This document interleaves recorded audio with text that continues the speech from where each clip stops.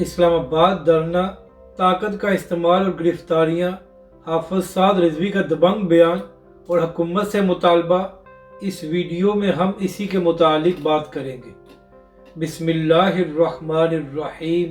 السلام علیکم ناظرین کرام، جو بلوچ افراد لاپتہ ہیں تو ان کو بازیاب کرانے کے لیے پچھلے کئی دنوں سے ایک لانگ مارچ جاری تھا جو کل اسلام آباد پہنچا ہے، اور ناظرین کرام کل سے ان لوگوں نے اسلام آباد میں دھرنا دیا ہوا ہے۔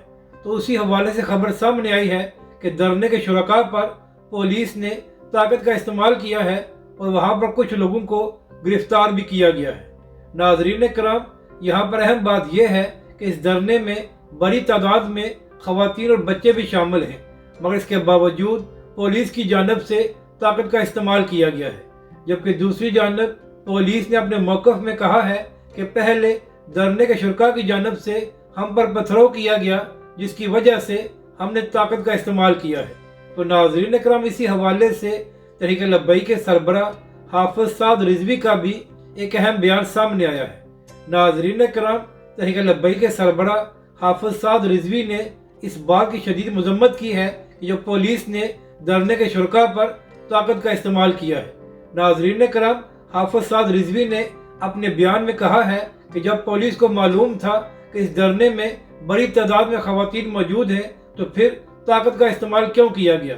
تحریک لبیک کے سربراہ نے کہا کہ پاکستان کا آئین ہر پاکستانی کو یہ اجازت دیتا ہے کہ وہ پرامن پروٹیسٹ کر سکے، تو لہٰذا دھرنے کے شرکاء پر طاقت کا استعمال نہ کیا جائے۔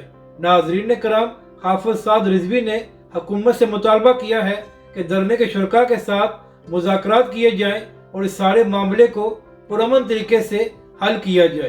ناظرین کرام، تحریک لبیک کے سربراہ حافظ سعد رضوی نے اپنے بیان میں کہا ہے کہ اگر آپ لوگ دھرنے کے شرکاء پر طاقت کا استعمال کریں گے تو اس سے نفرتوں میں مزید اضافہ ہوگا اور اس سے کسی کا بھی بھلا نہیں ہوگا۔ اپنی رائے کا ضرور اظہار کریں کہ آپ کو یہ ویڈیو کیسی لگی، اور ہمارے اس چینل کو بھی سبسکرائب کریں۔